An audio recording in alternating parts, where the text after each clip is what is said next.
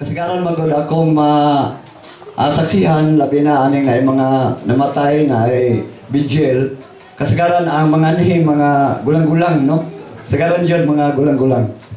Karon talagsaon siya nga higayon kay daghan kayo ang mga batanon. Dili pod ka tingadaan kay si Brother Sian no. Batanon pa man gud pod no. So pwede na ko hulman ang inyong idulungog mga batanon, mga mature no. Bisan lang sulod sa mga pipila ka minuto no. Ako teacher mangud ko no. So sa kabahin di ko ganahan jud magtudlo kung dili ko paminahon no. Dili kay dili man ta ka impose kay kuan man ni no. Nagkuan lang ko, naglaom na ko.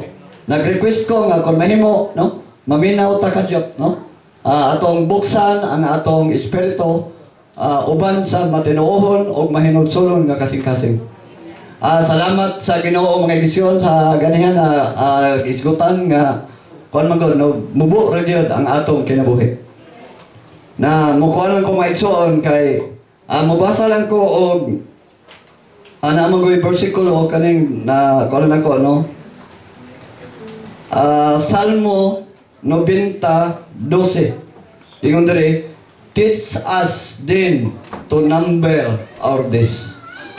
No? Tudloi ako sa pag-isip sa akong mga adlaw. Tudloi ako sa pag-ihap sa akong mga adlaw. Kay kini mga batanon, no? Ako gihan kayo ni mag-ihap. No? Dayon sa kuan pod Ecclesiastes 12:1, no? Kinsa nakadumduman na?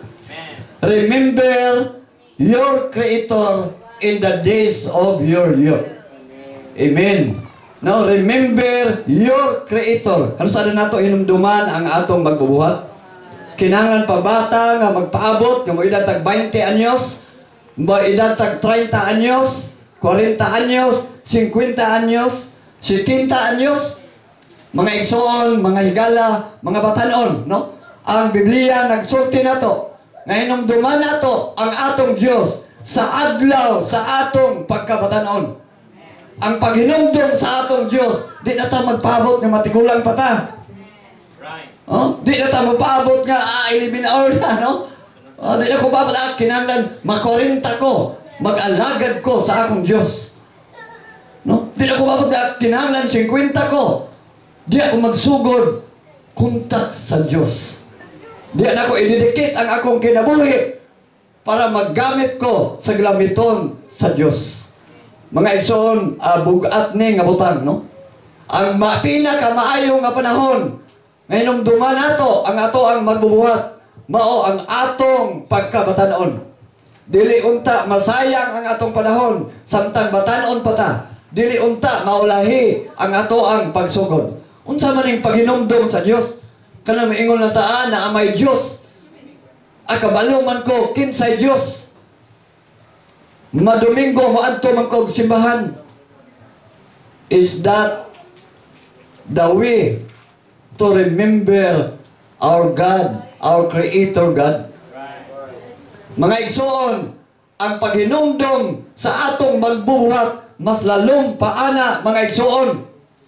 Ang atong pinakamaayo nga panahon nga magsugod ta paghinumdum sa atong Dios. Kada bang mukuntak ta kung atong tanawon bitan kanang paghinumdum sa Dios, kanang precious nga mga adlaw, maunay mga adlaw nga nagbuhat ta ilalom sa panimalay sa Dios. No? Kanang naabata sa dwelling place, no? Tanawon nimo ni ansan mo nagislot ni about sa kanang household, no? Kanang maanaata sa balay ni Yuba sa adlaw sa atong pagkabatanon. Bisan batanon pa ta, makaplaganta nga naa sa balay sa Dios. Maunay mga igsoon, dili unta masayang ang inyong pagkabatanon. Dili unta masayang ang inyong panahon. Kumusta man ang atong pag-isip nato sa atong mga adlaw? Kumusta man mga batanon, no? Ang ato ang inihapan. Di unsa man yung pag-ihap ang inyong mga adlaw, no? Kay si David, hiyong gud siya. tudloi ko sa pag-ihap sa akong mga adlaw. Does it mean nga dili siya kabalo mo count 1, 2, 3, 4, 5, 6? Kinsa may di na to kabalo, anak? Mao ba na ang pag-isip, ang pag-ihap sa atong mga adlaw? No, ang pag-ihap sa atong mga adlaw, dili gyud nato dapat masayang. Ang ato, nakasayang ba ta mga igsoon, mga igala? Nga na ay mga adlaw nga atubangan sa Dios, huwag kwenta. Na ay mga panahon nga wa giihap. No? Usahay, kabalo ba ka ta mo ihap? Basag ang atong inihapan, lahi sa inihapan sa Dios. Ang atong inihapan, unsa man imong inihapan? Karong sa tuiga karon 2025. 2 years from now, graduate na ko og senior high school. 2027, mag-college na ko. Dahil mukuha ko og 5 years nga course. Kay mag-engineering ko. After 5 years, 2027, 2030 to, mahimo na ko engineer. Ang graduate na ko engineer. Then mo take on board, mahimo na ko full-fledged nga engineer. Dahil manrabaho ko. Dahil maminyo ko. Dinana ba na ito pag-ihap? Unsa man ang atong pag-ihap? Karon, 16 years old ko, no? Dayon, sunod tuig, ay, mag-17 ako. Gisige tag-ihap sa atong mga tuig. Ato, tinuig ang atong mga ihap. Tinuig ang atong ihap, no?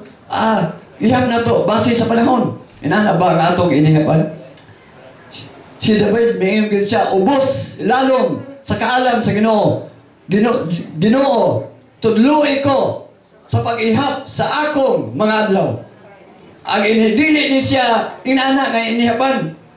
Kaniingon ni David nga tudloi ko, dili ni siya basta-basta nga pag-ihap sa iyang mga adlaw. Kung atong tanahon, balikan ko kadyot ang Genesis. Sa Genesis, dunay katawhan sa Dios ug dunay dili katawhan sa Dios. Dasayod kay tanang sugilanon about kang si Adam ug si Eva. Nanganak sila kang Cain o kang Abel. Dayon si Cain wa nakapahimuot sa Dios. Iyang gipatay ang iyang igsuon nga si Abel. Dayon si Adam ug si Eva nanganak otro kang Seth. Dito nagsugod pagtawag sa ngalan sa Ginoo diya sa iyang kaliwat sa kag-inog sa ikatulo. Dayon ang linya, so duha na linya. No? Sa mga anak ni Adam sa Biblia, dunay duha ka linya. Dunay linya ni Seth. Linya sa pagtukod. Doon na po linya sa pagkalag sa linya ni Cain, mga igsoon. Ang akong emphasis diri mga igsoon sa linya ni Cain. Wa gyud tawon gi-count ang ilahang mga adlaw.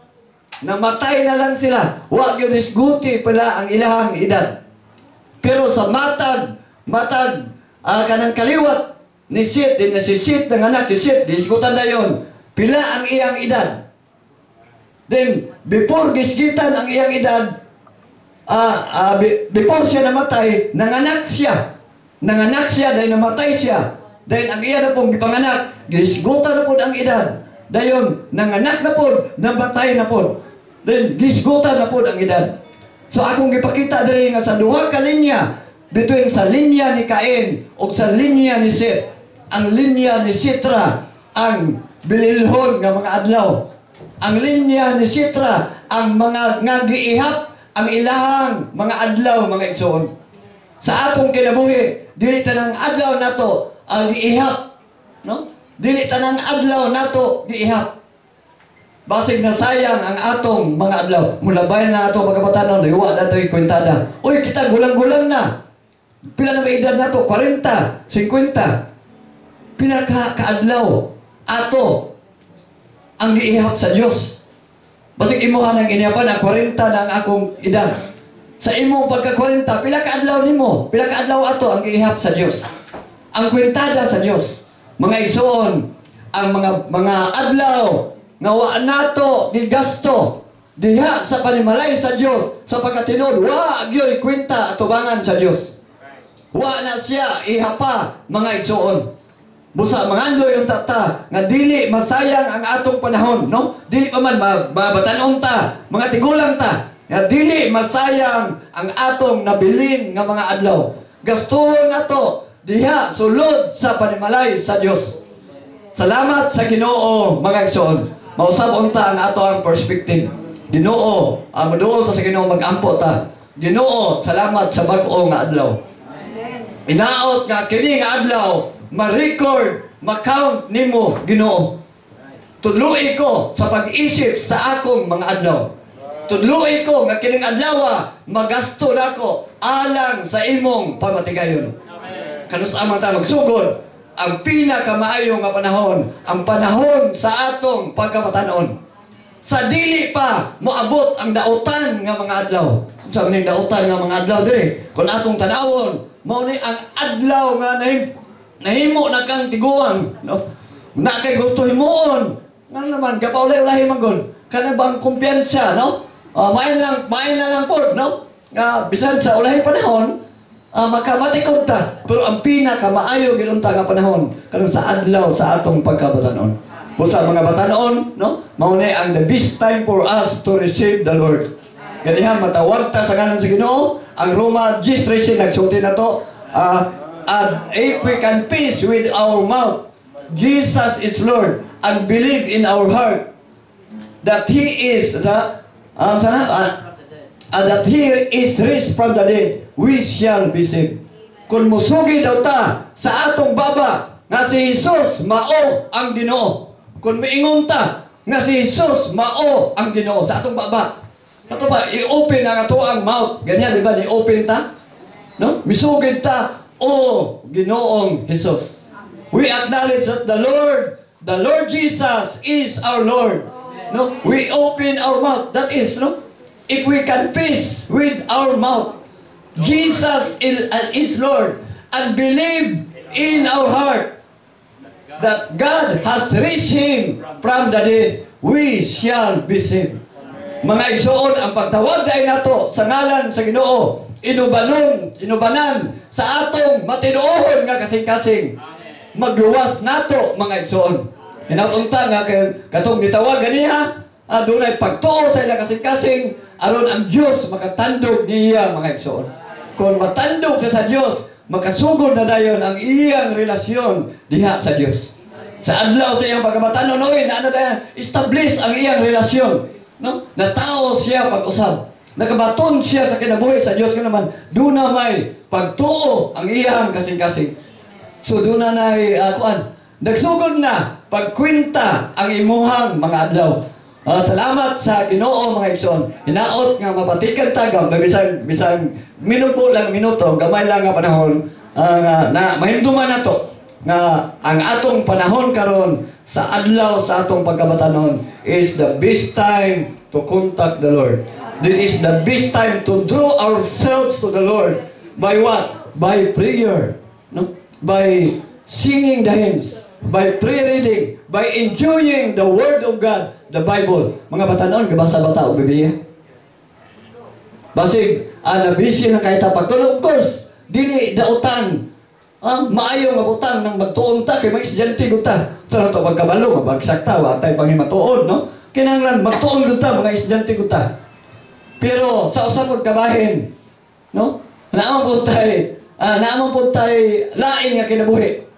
Naaman tay Dios nun og dili binuhat nga kinabuhi. Ano man kay na tao manta pag-usab. Mao na nga kinahanglan pud ta atong suplayan pinaagi sa pagbasa sa Biblia. Gabata tay Biblia mga igsoon. Mga batanon na ba tay Biblia? Gabasa ba mo og Biblia? Ang inyong panahon, gisugdan ba ninyo sa pagduol sa Ginoo? O sa batang buntag, pagmata na to, ang atong panahon na ana sa cellphone, nakalimot na ganita, pagtawag sa ngalan sa Ginoo. Every time we raise up, Lord, thank you Lord. Mutawag ta sa ngalan sa Ginoo. Oh, Lord Jesus. Amen. Lord, preserve me this day. Amen. You are my protection. Okay, kay kining maabot ang kamatayon, I really appreciate siya, no? Bisan sa Dili man ni pataasay og edad. Di ni siya sa pagkatino di gini siya pataasay og edad. Tingali mag-goal ta mga parente, mag-goal mangita. Dayon mga higala mag-goal mangunta kay mayo magsisyan. Dahil iyang kinabuhi gud pod makita na to no nga gigamit gud pod niya alang sa pamatigayon sa Dios. Meaning sa alang ba sa interes sa Dios. Dili lang sa iyang interes kundi sa interes sa Dios dinhi sa yuta. Muna sa pagkatinuod si Sian kaya nagisulti ganiya na siya heart nga mugaspel sa iyang mga classmate. Pero wa man siya tingali na nagaspilan po niya kaya gospel dili naman pinaagi sa pagsulti, pinaagi man sa iyang pagkinabuhi. No? Ang Pilipos nagsulti na to. I have put the good fight. I have finished the race. I have kept the faith. No? So kaning word diri nga I have finished the race. Say finish sa Bisaya. Nahuman nako ang lumba. Giaway nako ang maayo nga pakigaaway. Oh? Gihuman nako ang lumba. Mga igsoon, nakasugod na ta, mga batanon. Kinahanglan humanon nato ang lumba. Kanusama nato mahuman ang lumba. No? Kung maabtan ta sa Ginoong buhi, nga nagpahimulos ta, naata sa iyang balay, na-enjoy ta, naata sa iyang pamatigayon. Mga igsoon, so, muna, nakuha to, nahuman nato ang lumba. Pero kung gikuha ta sa Ginoo, di wa pa siya nibalik, meaning pareha kang siyan. No? Wa pa nibalik ang Ginoo, gikuha na siya sa iyo pa. Pero naa siya sa balay. No? Nagpahimulos siya sa kadato sa Ginoo. Nagtagad siya sa interes sa Dios ug sa iyang pamatigayon. Muna nga sa tigom tanawon sa balay doon man sa meeting hall. Ang si Job tao no. Hapiton Job perminti ni siyan. Kung yan gani siyan mo hapit before maadtog meeting hall.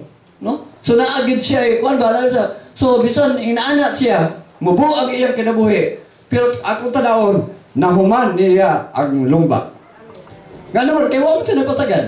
Bisan, naabtan siya sa iyang kamatayon. Sa panahon nga buhi siya, wala siya nagpasagad.